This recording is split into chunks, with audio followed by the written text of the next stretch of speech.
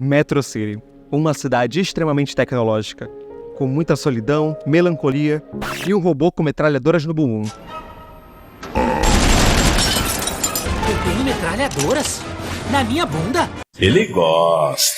Hoje nós vamos falar sobre o maior robô da Terra, de acordo com o seu criador, Astro Boy. Oi, eu sou o Henry, cineasta, publicitário, e eu tenho medo da minha Alexa dominar o mundo. E hoje a gente tem mais um episódio do Cine Anime, essa série onde eu falo de todas as adaptações ocidentais de anime. Já tava com saudade? Eu tinha parado do Dragon Ball Evolution, eu achei que eu não ia voltar, e cá estou eu. Mas o de hoje não é tão sofrido. Afinal, esse é o único episódio dessa série que a gente vai falar de uma animação. Mas não qualquer animação, uma animação em 3D, naquela época que tava na moda, sabe? Se bem que tá na moda até hoje, a gente tem que voltar com as animações 2D. Eu acho que o 2D tem que voltar. Mas antes de tudo, vamos falar sobre o Astro Boy. Astro Boy é um dos personagens mais icônicos da história dos animes e mangás. Inclusive, muitos pesquisadores dizem que ele é a primeira série regular de um anime, tendo vários episódios, ainda na época em preto e branco. Ele foi criado por Osamu Tezuka, referenciado como pai dos mangás e animes. E a história se chama Tetsuo Atomo, literalmente, o poderoso átomo. E aí, quando veio pro ocidente, por que esse nome? Vamos chamar de Astro Boy. A obra foi publicada entre 52 a 68 e adaptada em anime pela primeira vez em 63. Ainda em preto e branco, mas sendo uma das obras de animações mais importantes de todos os tempos. E ela, junto com o Speed Racer, ajudaram a popularizar ao redor do mundo a primeira leva dos animes. A trama inicia com Tobio, filho de um grande cientista, o Dr. Tema, sendo morto em um acidente de carro. O cientista entra em surto, fica louco e tenta recriar o seu filho como um robô. Porém, ao perceber que ele nunca substituiria, a sua prole, ele começa a rejeitar o robô, o vendendo para um dono de circo.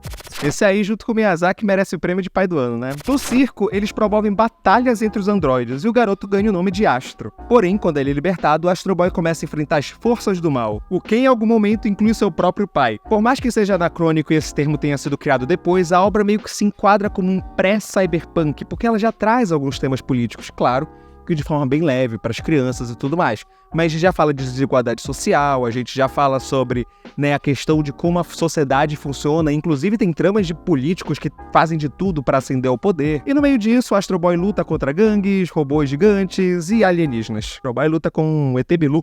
Você conhecimento. A obra, inclusive, teve outras animações, uma na década de 80 e uma em 2003, que inclusive chegaram a passar no Brasil. E também ela teve um autoplágio. Essa história é muito bizarra, porque por um tempo o próprio Osamu Tezuka perdeu os direitos de Astro Boy e fez uma versão pirata do Astro Boy. Enfim, isso é uma história para outro vídeo. Tem uma menina que fez um vídeo muito melhor do que isso, que é a Nostalgia, vou deixar o link na bio. E também teve uma versão em Tokusatsu do Astro Boy, e visivelmente dá para entender porque ela deu errado. Até que em 2009, Astro Boy teve uma versão ocidental, uma animação americana. E até bem legal eles escolherem a animação como uma forma de adaptação, sabe? Porque senão a gente teria uma coisa tipo... não quero nem pensar. E é uma animação, inclusive, bem bonita para os padrões na época, e por algum motivo a gente teve muita animação de robô muito próximo, Teve o próprio Wall-E, E a gente também teve aqueles robôs, que são os robôs comunistas. E, gente, o elenco, inclusive, da animação era muito bom, sabe? A gente teve o Fred Highmore como o Astro Boy na versão original. A Kristen Bell fez a Cora, mas o destaque é o Nicolas Cage como o Dr. Tema, não tem como, sabe? Só que eu tive uma ideia muito melhor. Eu tô pegando aqui o elenco e pensei, por que eu não assisto isso dublado? Eu adoro animação dublada. Pra eu descobrir... Enquanto na versão original pegaram o ator mirim para fazer a voz do Astro Boy, no Brasil a gente teve a honra de ser agraciado com a dublagem do Rodrigo Faro. Pai, eu posso voar! Dança, gatinho, dança. Como pude achar que isso ia funcionar? Cavalo. Então assim, como esse filme eu achei meio ok, ele não é nem tão ruim pra gente zoar quanto o Dragon Ball Evolution, mas também não é tão bom pra gente elogiar como um Speed Racer, se preparem para muitos memes do Rodrigo Faro, porque é isso que vai ter nesse vídeo. Ele gosta. Aqui a gente já começa conhecendo o Tobio, mas na verdade aqui ele se chama Toby pra americanizar o nome, sabe? Toby.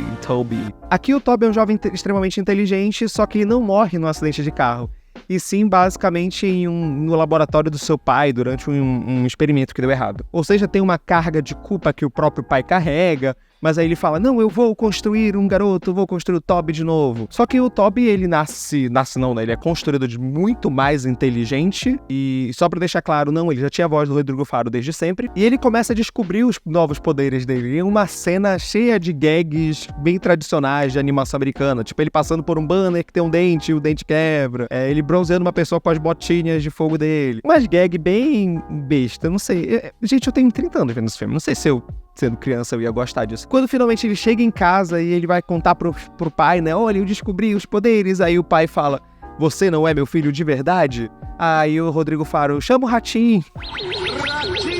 Tô misturando os programas de televisão. Eu claramente não vejo tanta TV assim. Rodrigo Faro, então, sai triste, só que basicamente as câmeras de segurança veem que existe esse robô e seria ruim pra campanha do novo político que tá crescendo na cidade, que é anti-robôs, etc, assim, alguma coisa do tipo, e manda caçar o Astro Boy. Nesse meio tempo ele vai parar na cidade subterrânea, o submundo, que é basicamente uma grande favela, que eles mostram que é um grande ferro velho, onde algumas pessoas sobrevivem lá e tem ranço com robôs, eles tentam existir sem robôs. O cachorro robô percebe que o Astro Boy é um robô, mas as crianças não, dizem, ele tem uma personalidade de humano, ele parece humano. Nesse meio tempo ele conhece dois robôs revolucionários que salvam ele da criança, dizendo, você é um robô, essas crianças iam te remover as peças. Tome! E aí a gente veio salvar você, porque nós somos os robôs revolucionários fanáticos. Aí você percebe esse filme, ele inverte coisas que o Osamu Tezuka colocava na obra dele. This is America. Inclusive, o quarto é cheio de referência, Stalin, coisa do tipo, assim. Aí o Astro Boy diz pros robôs, não, calma, eu sou um robô disfarçado, eu vou lá ajudar as crianças, sabe? Então o Astro Boy começa a se fingir de um humano normal pra ajudar as crianças. Óbvio que o cachorro atrapalha várias vezes. Ele é um robô. Puxa, como eu queria saber ler. Bela tentativa lá, tempestejada. Só que ele descobre que essas crianças estão ajudando um pai adotivo, né? Porque nenhum deles tem pai de verdade, eles foram abandonados aparentemente. E eles estão ajudando esse pai adotivo a construir robôs para batalhas de robô. Basicamente, rinha de galo super tecnológica. Esse quadro eu gostaria de ver no Rodrigo Faro. Lá eles ajeitam robôs antigos, o Astro Boy que se conecta com as crianças vendo o seu lado humano, mas também sendo basicamente esse embaixador da paz, porque ele também vê o lado dos robôs. A gente descobre então que o pai adotivo das crianças já tinha percebido que o Astro Boy é um robô e coloca ele como escravo pra batalhar, sabe? Basicamente eles tentam recriar aquele arco do anime, né, do cara que é do circo, mas dessa vez ele é tipo um pai adotivo, e o gráfico é bem parecido, né, o design do personagem é bem parecido. Em muito resumo, gente, realmente esse é um dos filmes que tem pouco pra falar, porque é uma história muito... Ele parece o primeiro episódio, os 2 primeiros no máximo de Astro Boy, só que extremamente esticados. Eles colocam muito rapidamente a redenção do Dr. Tema. Quando o Astro Boy volta pra cidade, salva a cidade de robôs gigantes do político malvado, enfim, parece um filme muito chapa branca, porque ele mostra os revolucionários como bocós e extremamente covardes, mas também ele mostra, olha, o político capitalista que quer vender tudo, ele também é do mal. Aí eu fico assim, o filme é completamente chapa branca. No fim, Astro Boy luta contra os robôs do político, porque ele tinha dentro do peito dele uma espécie de reator nuclear, uma energia, que é que faz ele ficar do bem. E tem a cena mais desnecessária, porque aí o Dr. Tema fala, eu vou desconstruir você. Ele retira o núcleo. Aí ele vai, a cena não dura um minuto. Ele vai entregar pro político, fala, não, o meu filho vai viver. Aí ele volta e coloca o núcleo de volta. Essa cena dura um minuto. É o drama mais rápido resolvido. Ele parece que é um filme assim, sabe? Ele resolve tudo rapidinho para as crianças se empolgarem com a história, sabe? Nisso, o Astro Boy vai lá e luta contra o robô do mal, e aí ele morre contra o robô gigante, porque eles falam, o Astro Boy morreu porque ele não tem mais o núcleo, ele apagou. Então aí eles lembram, sabe o robô que o Astro Boy ajudou a construir lá no início? Pois é, ele tinha uma parte do núcleo que o Astro Boy cedeu pra ele. E aí, tcharam, Astro Boy revive e finalmente com o visual de sunguinha. Por que, Osamu Tezuka?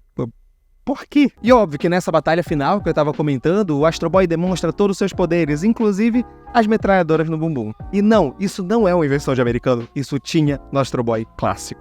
Por que, Osamu Tezuka? E a última cena do filme é realmente o Dr. Tema abraçando o Astro Boy. E aí ele fala, nossa, meu filho, você é meu filho, não importa se você tem a voz de um senhor de 30 anos que participava de novela da Globo naquela época, vou e apresento Dança Gatinho Dança, você é meu filho. Só que nesse meio tempo, nesse momento feliz, e todo mundo se dá bem, e as crianças voltam e encontram do nada os pais deles de volta na cidade de Metro City, e aparece uma invasão alienígena referenciando o próprio anime. O Astro Boy fala... Aí o pai do Astro Boy faz a frase clássica. Está mesmo preparado para isso, Astro? Aí o Astro Boy fala... Eu já nasci preparado. E aí o Astro Boy termina indo lutar contra alienígenas que não foram citados em nenhum momento do filme que existiam. Mas tudo bem, é uma referência. Eu acho que eles acharam que ia ter uma continuação. E não teve. Gente, no geral, o Astro Boy não é um filme horrível, como eu falei. Eu acho que eu já vi filmes bem piores nessa maratona. Traumas de guerra que eu nunca irei recuperar. Mas eu acho também que ele não é um filme tão bom assim. Ele é completamente esquecível. Tanto que eu vi semana passada pra gravar o vídeo. E uma semana foi tempo suficiente de eu esquecer boa parte do filme. Me perdoem, eu não vou ver de novo. Aí, Henry, você é influenciador. Você tem que anotar as coisas do filme. Gente, você acha que eu tenho algum preparo? Só comprei uma luzinha bonita, é só isso que eu fiz? Mas no geral é isso. Eu acho que o filme ganha esse charme de zoeira no Brasil por causa do Rodrigo Faro.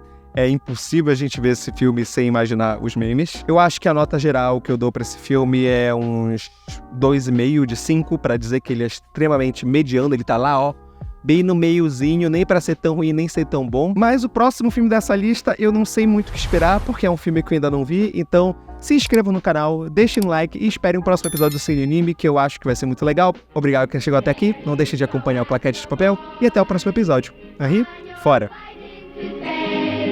Rocket on through the stars, for adventures soon you will make. Astro Boy bombs away on your mission today. Espere!